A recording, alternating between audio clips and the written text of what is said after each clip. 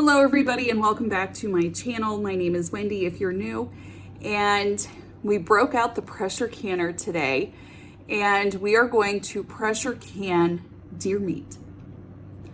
This past hunting season we were fortunate enough to get deer, and having canned venison on the shelf makes for such an easy dinner when you can do like a roast beef sandwich type deal and all you have to do is just make the gravy. So that's basically what we use our canned venison for.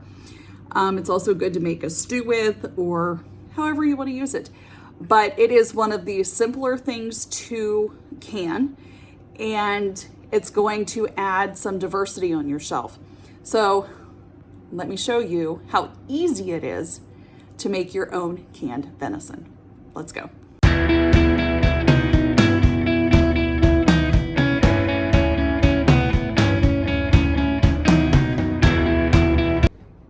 We are starting out with having clean jars. Now I have just a little over 6 pounds of deer meat that I'm going to cube up and put in here.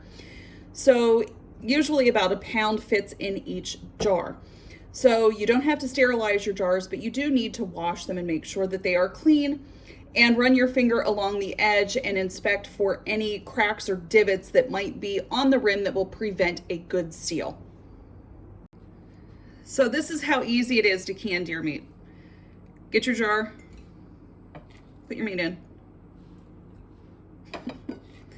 And I cube my deer meat, and this is one that we butchered ourselves. We do some of our own butchering instead of sending it out to be processed.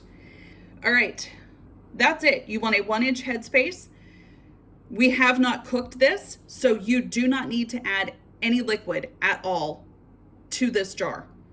What we're gonna do is wipe the rim, put the lid on, and seal it fingertip tight. That's it, guys. That's how easy it is to pressure can deer meat. Now, if you wanna add seasoning to this, you can add, I usually do like a half a teaspoon of salt to my pints, or I have used Montreal steak seasoning in the past. But if you do that, just be careful, because the more you put in, it can become overpowering and it can definitely change the flavor of the meat. So keep that in mind. Whenever you fill your canner, make sure you put in the appropriate amount of water depending on which type of canner you are using. So follow your manufacturer's directions.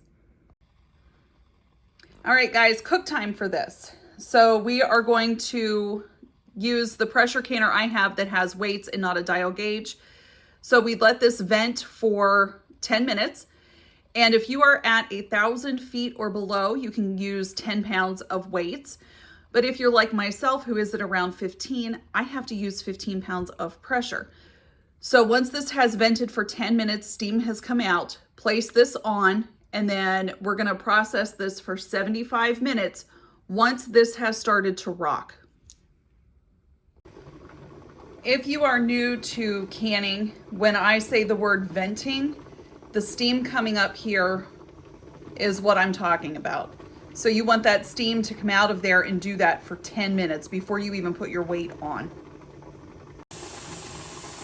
Our timer has just gone off, so I'm gonna put my weight on. And I am not going to set my time for my 75 minutes until that starts rocking like a hula girl. So you want a slow, gentle rock. And when it starts doing that, then set your timer for 75 minutes.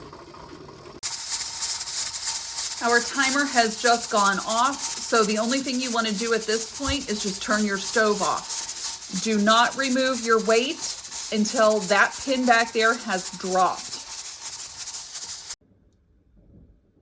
All right, guys, and this is what 6 jars of canned venison looks like. So I hope you try this. It's very easy to can your own deer meat, or just chicken or beef in general, and can create easy meals for you during the week whenever you have a busy day that comes up. So thank you so much for joining us today. Take care and God bless.